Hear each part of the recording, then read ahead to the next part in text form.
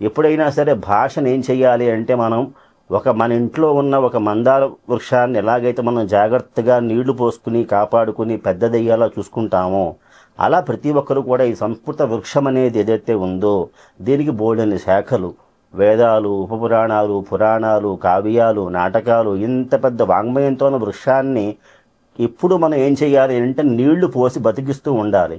ఈ నీళ్లు ఏమిటి అంటే వాక్ అనే నీళ్లు, మాట్లాడడం అనే నీళ్లు పోస్తూ ఉంటే దానికి ఆటోమేటిక్గా ఆ చెట్టు అనేది బ్రతుకుతుంది, అలాగా ఎప్పటికీ కూడా విరాజిల్లుతూ ఉంటుంది, వికసిస్తూ ఉంటుంది. దీనికి ఏంటంటే మనకి ఎవరికి వాళ్ళే మనం ఒక దాయిత్వాన్ని, బాధ్యతని తీసుకోవాలి. నా భాష, మన ఇంట్లో మన తల్లిని నా తల్లి అని ఎలాగైతే భావిస్తున్నామో, నా తండ్రి ఎలాగైతే భావిస్తున్నామో, నా అక్క, నా చెల్లి, అన్ని చోట్ల మమకారం చూపిస్తున్నాం కదండి, మమ అంటున్నాం కదా.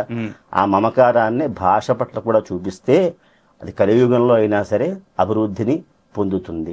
అందువల్లే పూర్వకాలంలో కూడా రాజులు అనేవారు దేనికి విలువిచ్చారు అంటే ఆంధ్ర గీర్వాణము, ఏవైతే సంస్కృతము ఆంధ్రము ఈ రెండిటిలో కూడా ఏదైతే ఆ భాషకి ఆ రెండిటికి కూడా ఆ వాల్యూని వారు, విలువని వారు ఇచ్చారు. కాబట్టి ఇప్పటికీ కూడా ఏదైతే ఆ భాష ఉందో ఆ ప్రవాహం ఇంకా నడుస్తూ ఉంది, జ్ఞానగంగ. కాబట్టి